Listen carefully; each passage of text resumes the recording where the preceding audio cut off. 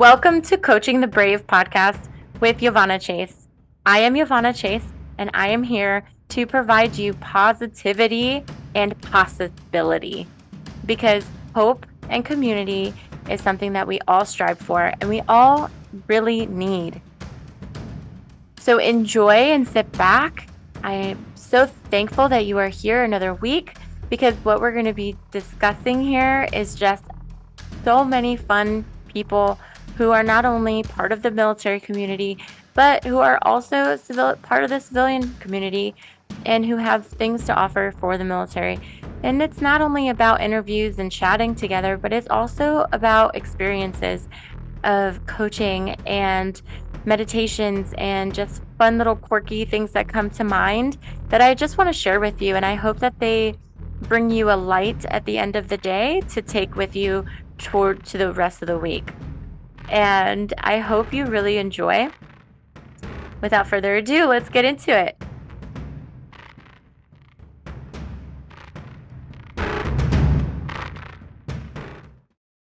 She came from a family dedicated to civilian service, Army, Navy, Fire, EMS.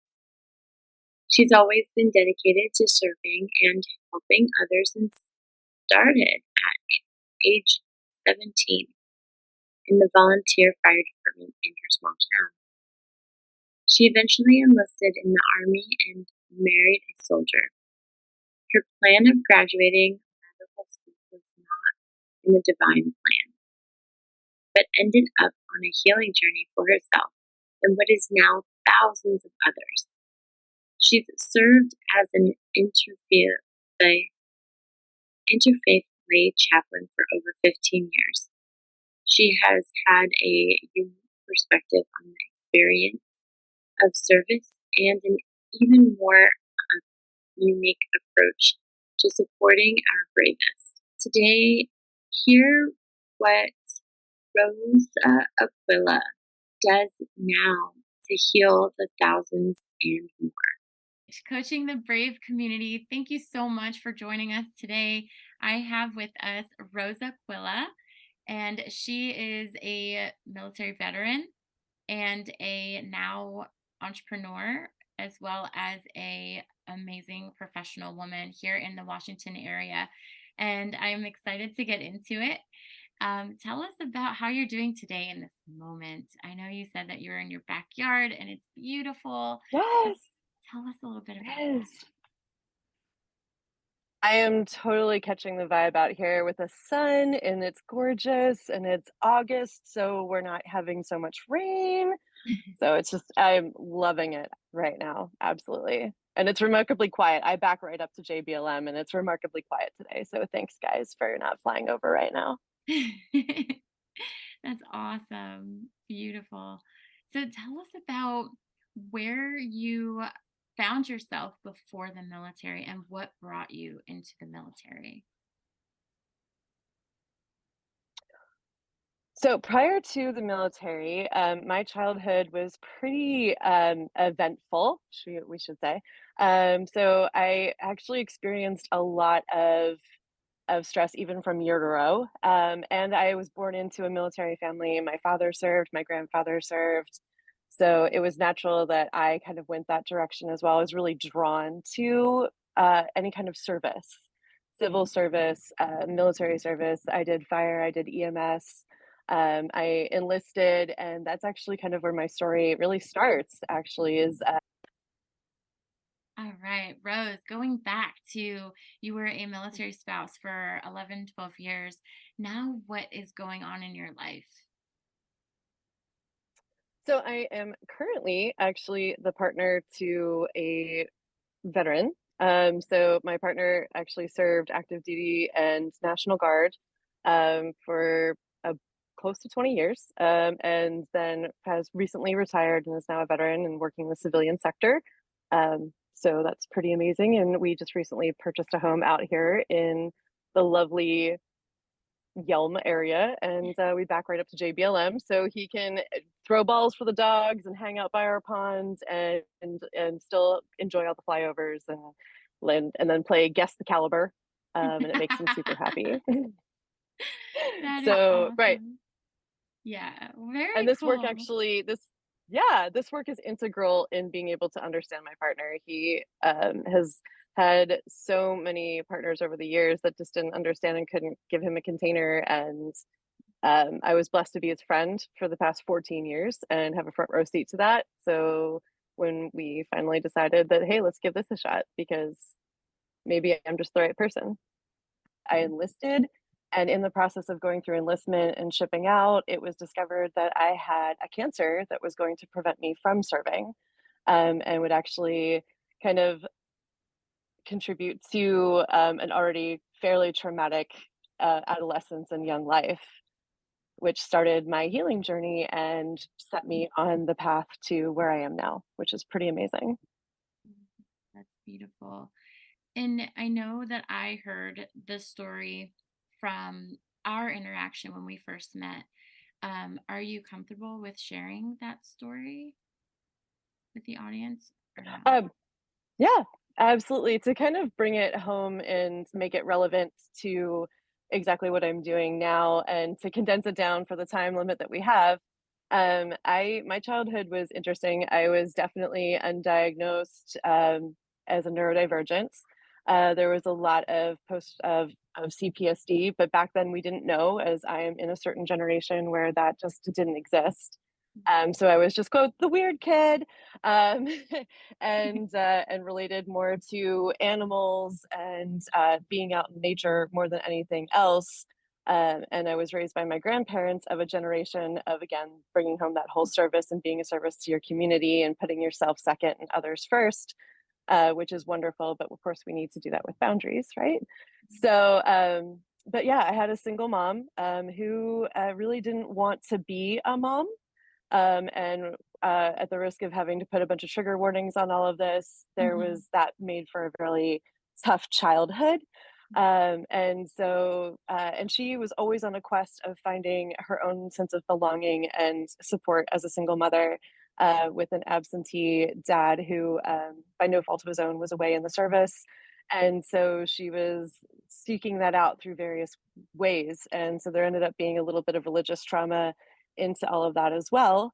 But fortunately, I had a lot of divine interventions that brought me to this healing path and this healing journey, and set me up in a space where I've had so many interactions of stress and trauma that I feel like it's put me in a really awesome place to guide other people through the same thing, and have that sense of being able to relate no matter where someone is in their walk of life or what they're experiencing.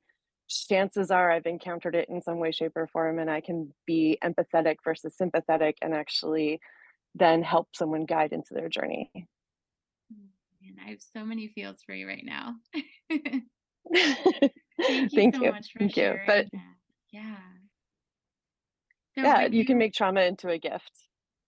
Yes, exactly. Yes, with enough time, with enough patience, with enough support, absolutely. Yeah. And when you joined, going back to that, where did you decide Mhm. what branch?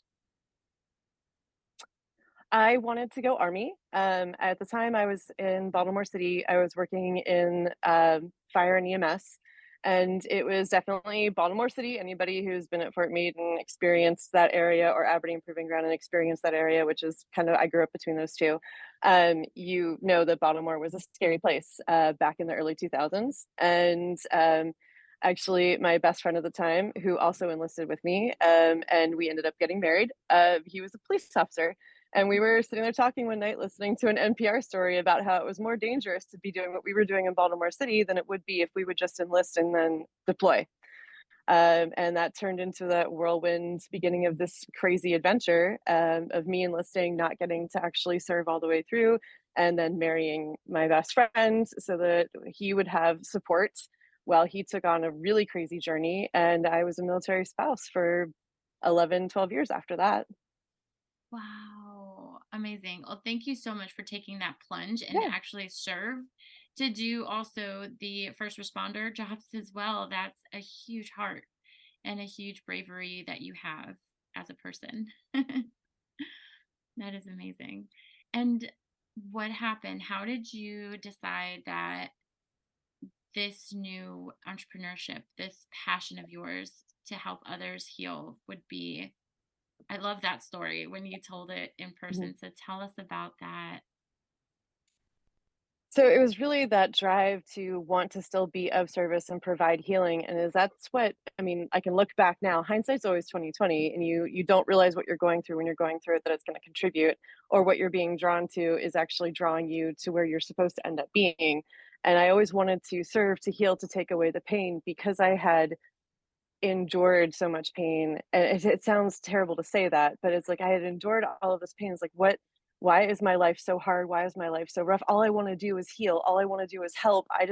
I want to be the person that I needed when I was going through those things. So I kept trying on different things. Maybe I was a police officer for 6 months, obviously before these, and it's all these things of like, I want to do this, I want to do that. Maybe this will be the thing. I'm just so drawn to all of these things and not realizing that I was keep getting routed into different ways. And especially when we found out we were being sent here to Washington, I was so excited. And I've got all sorts of little side stories about how I always felt that I was going to end up here. And I had a teacher once who was like from here and told me I would end up here and all these crazy things because back home I really didn't fit in. I was the weird woo woo person. And so it was like, okay, I got out here and I found a real home, and I found a community where there were alternative ways of healing and helping folks that didn't involve further trauma.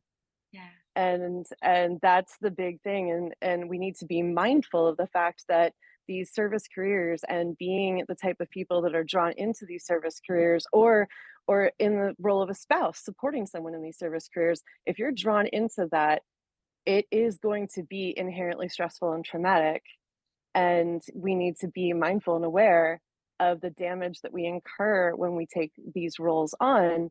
And then I was able to go ahead and bump into all sorts of different folks and different therapists. And it was amazing to finally get the help and support that I needed, but then also start to find that, hey, there is kind of I'm taking on all of these things and learning all of this knowledge and experiencing all of these beautiful things, and it's helping me. I want to be able to facilitate doing that for other people, especially someone who is neurodivergent or has a long history of trauma. Talking through therapy is just further traumatic. And I didn't want to talk about what had happened to me, what I had seen, what I had experienced. And I'm finding more and more people who are in the same space where, yeah, therapy doesn't work. Therapy doesn't work. Okay, well, but there are other things that can work. And it's really beautiful when you can find these other avenues that can help you have a sense of safety, right? All we need is a sense of safety, inherent safety.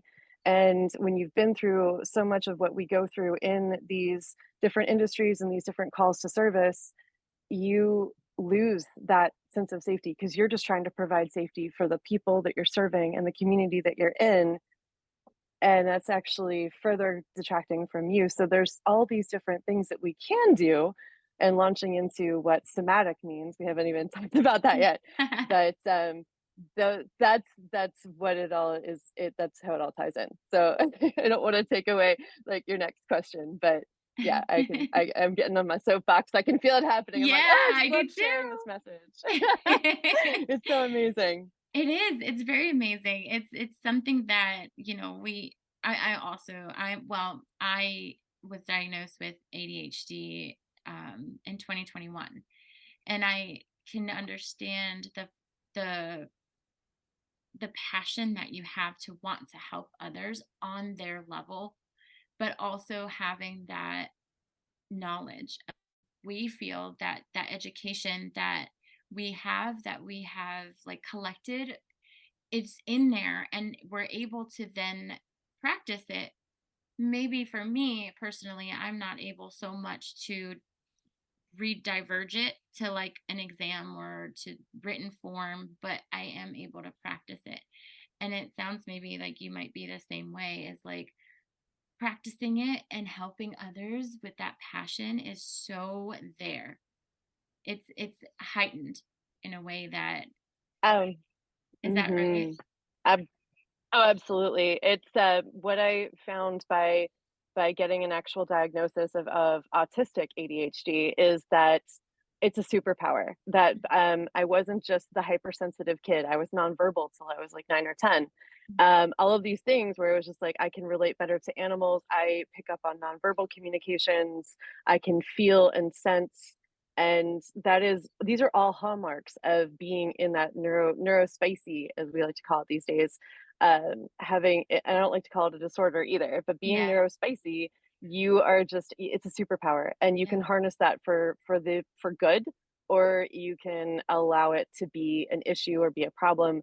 But I've been blessed with having some amazing people that I work with that have really helped me shift my perception of self, and use this and encourage me to be like, you have these gifts, you've discovered something really amazing here, you're taking a little bit of this and a little bit of that, and you're finding ways of actually really bringing help to people that otherwise would just kind of poo poo that traditional therapy or that traditional approach that we can, services available to us through the military or through civil service. All of these things take a more traditional tack instead of being more open to the fact that there is a mind body connection. And if you can work with one, you can help then heal the other, reintegrate, and move forward, create that inherent sense of safety that's needed to then be able to maybe then process verbally or not process verbally. But either way, you're bringing that person back to a state of wholeness. Absolutely. And tell us about how, if you have an example of a client or someone that you've helped through this process.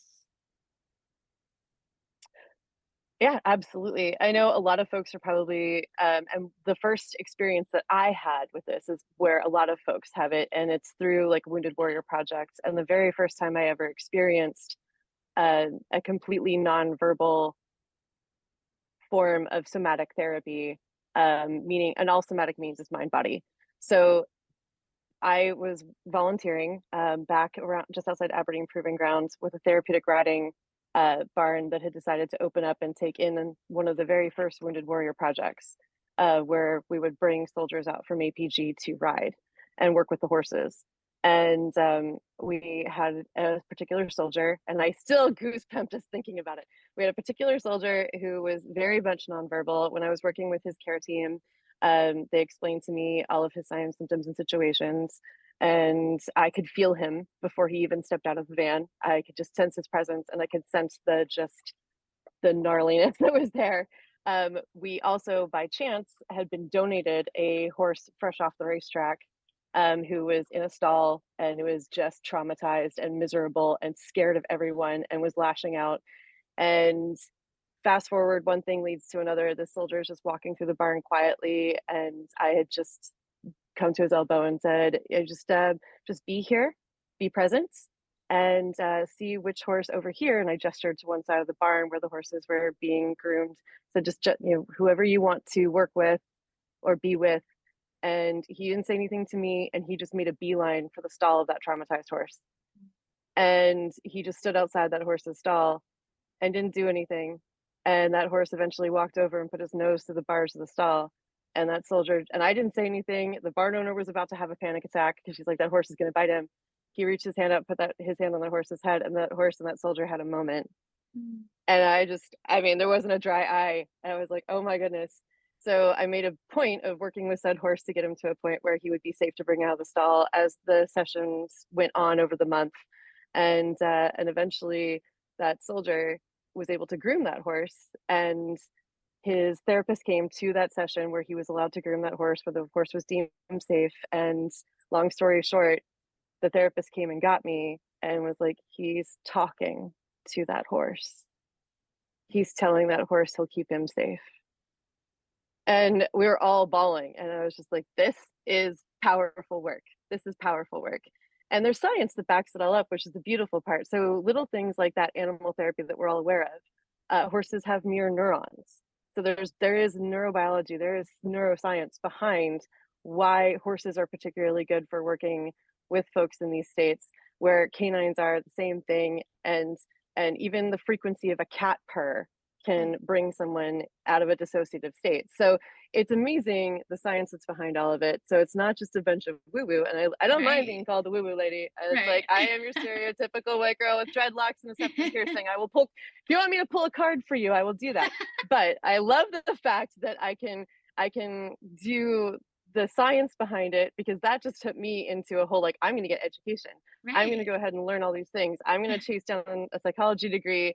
But I was steered out of that clinical therapy idea Yeah. because a lot of this is, I want to be able to own it more and not have it be, again, stigmatized. There's a Yes. stigma to clinical therapy. There's a stigma to this. There's a stigma to that.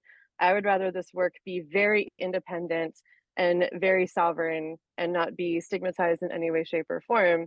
So it's like, fine, I'll just chase down all the education. I'll get all the science behind it so I can hold my own when challenged. Right. But at the same time, the evidence speaks for itself. And that's where it's really the most important. The things that you're mentioning right now are so amazing, and they're just little pinpoints. So whenever anyone is attracted to you or they need to speak to you in any way, you can explain a little bit more to them. Is that right? Absolutely. There's so much more that goes into this. I mean, a lot of people have some, that whole stigma will make people wonder if this is something that is in the occult or whatever. And it's not. This is completely secular. I've worked with people, again, from all faiths, all walks of life. And it's really basic things about, we're just trying to stimulate brain chemistries. We can do that through exercise, art, dance, yoga, reading, singing, going out with rivers, oceans, getting elevation changes. All of these things can, again, stimulate somatic things that we don't even feel or are completely aware of. But it does make subtle shifts that over time, with exposure and, again, and having that facilitated and structured exposure, will go ahead and bring about the changes that we're looking for. Amazing. And it all has to do with our neurons and our chemistry and our brains and how that reacts in our bodies. Is that right? Abs- Absolutely. I Awesome. have tons more information on my Instagram and on the website, and there's so much more coming. And I'm just working on all that content and trying to get it posted as soon as I can. Oh yeah, absolutely. Take your time with it. I think we like the teas and we like the information that comes out slowly but surely. And I mean, this is amazing work. And like you said, there is science coming out with it too. So that up and coming information along with your information is so relevant and it's so important to know. And it'll strike us at the right time. Absolutely. Yeah. I love that you took that approach because you're right. There's so much what's the word I'm looking for? It's right at the tip of my tongue. When you Mhm. are discouraged, there's so much Mhm. discrepancy. Is that how you conjugate that word? Great. Well, it's Discouragement. there's, yes, Yeah. So folks are discouraged. Yeah, especially when it comes to education, they want to help as well, being spouses and being, in this world of the military or even first responders, and they want to do all these things, but that discouragement of education is so intimidating that that spirituality kind of brings you down to grounding, and it almost calls to you and says, look, maybe you are not that you're not meant to get that education, but there is a better way of helping others in the spiritual realm, in the holistic realm. I don't know if that makes any sense, but that's what I've experienced. right. Yeah.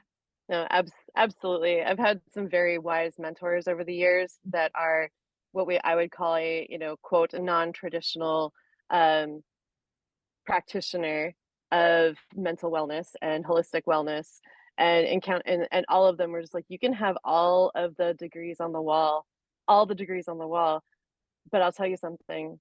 And she was saying, she's like, the people with those degrees on the wall, they're my clients. They come to me. Yeah. I don't have a doctorate, but I have clients who have doctorates. Yep. So a lot of this is, educational institutions don't necessarily buy into it. Some of them do, and it's great. I love the fact that that's changing and then that's Yes. moving, and that there isn't that the stigma is lifting, And we are seeing the science behind that, and more people who have, quote, a say-so are experiencing the same things I experienced with that soldier and that racehorse. And it's like, okay, there's power here, there's things here that we can do that are going to change how wellness is provided to people in these industries, in these callings, in these services. But I mean, reality is still reality. So for anybody that's wondering, I am actually chaplain. I'm ordained. I don't ascribe to any one religion whatsoever. I've provided lay chaplaincy all over the bases that we've been assigned to. For anybody who isn't any of the major, like 4 major food groups of religion that's available as a formal chaplain, I've been referred to as a lay chaplain, and people are welcome to meet me and see me and whatnot. And I'm still bound by all of the same confidentiality and et cetera, et cetera, et cetera. So it's pretty amazing. Yeah, and I've worked with other soldiers where it's uh, interactions that I've had, especially with single soldiers, first time away from home. We were at a base in California where a lot of soldiers who didn't plan on being soldiers ended up, and they didn't know how to function in that world, and they were lonely and they were homesick, and they were under a lot of pressure to learn something that was really, really, really, really intimidating, with a threat that if they didn't learn that thing, that they were going to get deployed into a war zone and as infantry, and they were terrified because they hadn't even planned on being a soldier.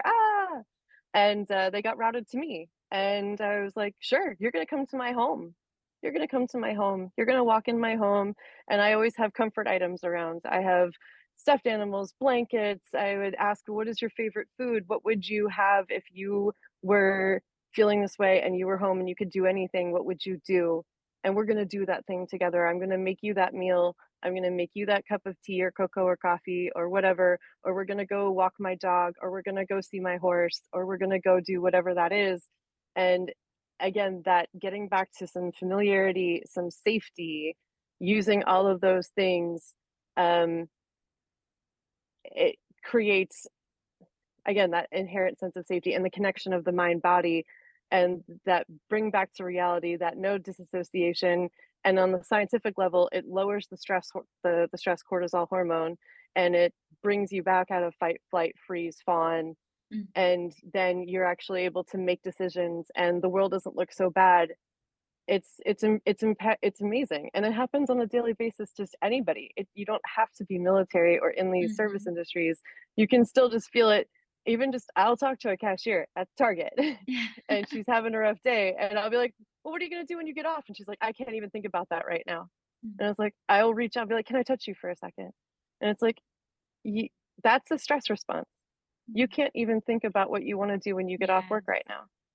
You can't even decide, because all you can think about right now is, I just need to survive. I just need to get through my shift. And it's like, oh, that is so damaging. Yes. Let's put the brakes on that for a second. And whether that looks like, for of someone who works with me, of that being doing energy work, Reiki, healing touch, whether that looks like me referring them out to a very gifted massage therapist, or seeing an incredible, amazing chiropractor, or somebody that's going to facilitate a physical healing, and I will keep working with them to connect their mind to that body as it's being healed, whatever it happens, because it's a snowflake situation. Everybody's different. Yes, exactly. It's amazing. And everybody, they tell me, whether they know it or not, they tell me what they need. Absolutely. That's amazing. You sound so gifted and so passionate about what you do. And that whoever needs to reach you, how can they do that? So I'm still building a website for this, because I had to try and decide, like, what does the container look like? And so right now, the easiest thing to do is just launch off of the Instagram, and it's aquilla.alchemy on Instagram. And I have a little bit.ly link there in the bio that will route people to my little website that's under construction. Because so much of this has actually just been word of mouth. I've never had to take it into a virtual space. It's been so much word of mouth. The people that need to find me, find me. Yes. But I definitely, after we met, and I've been talking to, again, more of my mentors and more of my community, and everyone being like, no, it's time. Yeah. It's time to take this and you need to launch it and it needs to become a bigger thing and you need your own podcast and you do all these things. And I'm going, woo, woo, okay. Yeah, one Yeah, step at a building a website time. is hard, It is. right? It's super overwhelming because I still have my day job in the event Right. industry. Yeah.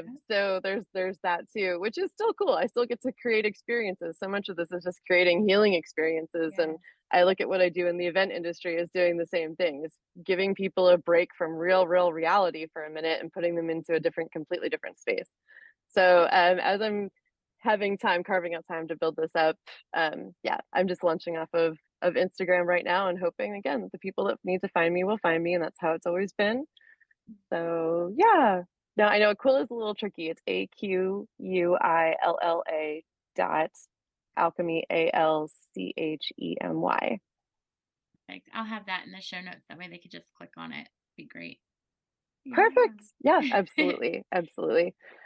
So, if there was a word of wisdom or phrase of hope or any type of lesson that you've learned or would like to share with the audience, what would that be? I think the biggest thing to land this plane is this type of work is non-invasive, and again, you don't have to share everything that you've experienced to have this work done and to put it done. It is something that is completely sensed and felt out, and all I'm doing is providing a sacred container for you to work out what you need to work out. And right before we came into this, one of my best friends who I love so dearly, um, uh, Aristotle, his name is actually Aristotle Lindholm, quoted to me, and he was like, "The mind and the body are where one lives." And that hit me like a ton of bricks. I'm like, I am so going to quote you when I go into this podcast because that is amazing. If anybody can understand, like, where do you truly live? It's not your home. It's not like the actual structure. You live within yourself. That's right. Your mind and your body are where you live. And so provide the most healthy space that you can for that. Oh, that's beautiful. Thank you so much, Rose, for your time, for your expertise, and Yeah. yeah, for everything that you've experienced. You're definitely meant to be here No, for a thank you. reason, and I thank you. Yes, thank you. Thank you so much for having me on. And I hope that I can help some folks. For sure. Let's attract that. Yes.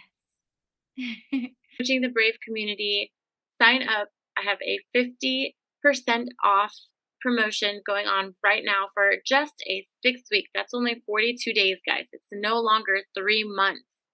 So it's only 6 weeks that you have to commit your time to yourself so that way you can gain more time, lose weight, get healthy, find yourself again, be more confident, be able to ask for what it is that you want deep down in your heart with confidence and no shame. I'm excited to get to talking with you. So, down in my show notes, there is a link for that 15-minute call. Go ahead and click on it, schedule it. If you don't sign up with me, that's okay. At least you will end up having more clarity than you did before and a direction to where to go. So at least you'll have that. And that's for free. Okay. Now, for this month coming up in September, it's my birthday. I am giving away 2 Starbucks gift cards. So get your pumpkin spice, guys. And there's 3 rules here. Okay.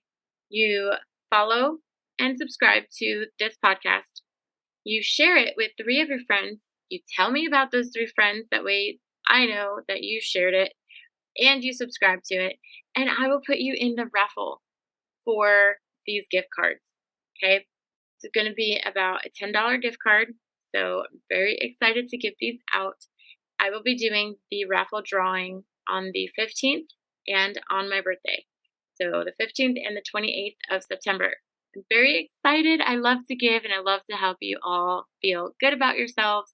So sign up for that 15-minute call just this week, 50% off a 6-week program. And then the whole month of September, follow, subscribe, and share this podcast with whoever you love whoever you feel needs it, because there will be 2 drawings of 2 Starbucks gift cards, and I'm very thankful for all of you. I will talk to you next week.